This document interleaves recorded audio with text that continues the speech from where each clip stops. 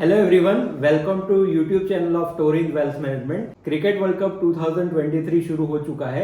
इस बार world cup India में है और लोग काफी एक्साइटेड है। इंडिया और ऑस्ट्रेलिया का पहला जो मैच चेन्नई में खेला गया था वो बहुत ही इंटरेस्टिंग रहा। तो आई थॉट कि इसके ऊपर एक वीडियो बना जाए जिसमें हम लोग बात करेंगे कि क्रिकेट और इन्वेस्टमेंट के बीच में कौन कौन सी सिमिलैरिटीज हैं। तो पहला पॉइंट है, have patience when market fall sharply.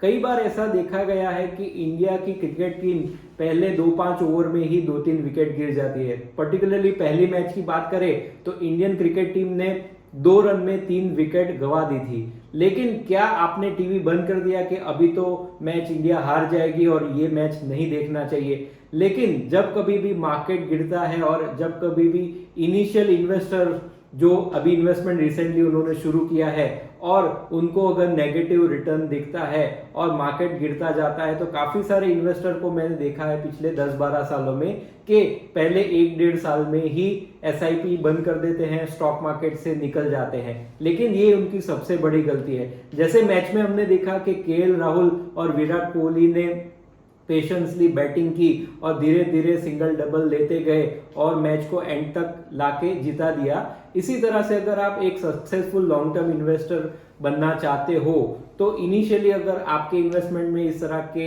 Losses दिखते हैं तो इससे घबराने के बजाय आपको पेशेंटली इन्वेस्टेड रहना चाहिए, तो ही आप सक्सेसफुल इन्वेस्टर बन पाओगे।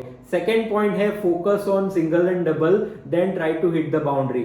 जैसे मैंने बताया कि विराट कोहली और केएल राहुल ने पहली 10 ओवर में थोड़ा थोड़ा करके इंडिया के जो भी टारगेट है उसको चेस करने के लिए सिंगल डबल लेते रहे और पिच पे समय बिताया। तो उसी तरह से इन्वेस्टमेंट में भी ऐसा समय आएगा जहां पे ओवर अ पीरियड कुछ ऐसे साल भी होंगे जहां पे आपको एफडी जितना या एफडी से भी कम रिटर्न मिलेगा। लेकिन अगर आप इन्वेस्टेड रहे तो मार्केट में हर 3-4 साल में एक बुल रन आता है जहां पे 30-40% रिटर्न बनते हैं। तो अगर आपको वो रिटर्न अचीव करने हैं तो बीच बीच में जो स्लैग ओवर आते हैं, जो लो रिटर्न के ईयर्स होते हैं, उसमें आपको इन्वेस्टेड रहना है। Third point, one wrong decision can change your financial journey.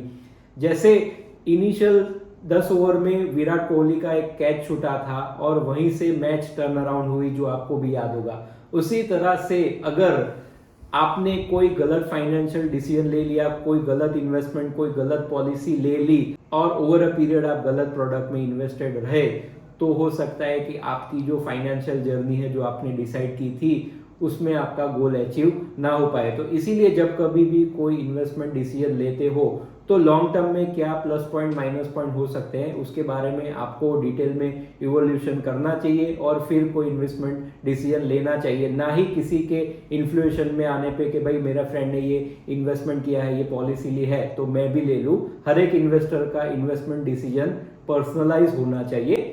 Fourth point होता है, एडवाइजर जरूरी है। जी हाँ, जैसे 2011 के वर्ल्ड कप में गैरी कस्टन ने इंडिया की टीम को लीड किया था एज अ कोच, उसी तरह से अभी का जो वर्ल्ड कप है उसमें Rahul Dravid as a coach है। आपने देखा होगा कि सचिन तेंदुलकर के कोच भी रमाकांत आर्चरेकर थे, जिन्होंने सचिन तेंदुलकर की गलतियों को सुधारा था, तो ही वो इतने सक्सेसफुल बैट्समैन बन पाए। इसी तरह से जो भी इन्वेस्टर है उनको सभी चीजों का नॉलेज नहीं होता है और खुद की गलतियां कहीं ना कहीं सुधारनी होती है। आज के टेक्नोलॉजी के जमाने में काफी सारे लोग गूगल या यूट्यूब से फाइनेंशियल एडवाइस सर्च करते हैं और उसी के ऊपर अपने फाइनेंशियल डिसीजन बनाते हैं। लेकिन जैसे मैंने बताया कि जब मार्केट में वॉलेटिलिटी आती है, बड़ा फॉल आता है या बड़े मूव्स अपसाइड देखी जाती है, तो इन्वेस्टमेंट के ऊपर इन्वेस्टर गलत डिसीजन ले लेता है। इसी वजह से अगर आपको लॉन्ग टर्म में एक सक्सेसफुल इन्वेस्टर बनना है तो आपके लिए एडवाइजर का होना बहुत जरूरी है। इसी तरह के इंफॉर्मेटिव वीडियोस के लिए सब्सक्राइब कीजिए Turin wealth management. Have a good day, thank you.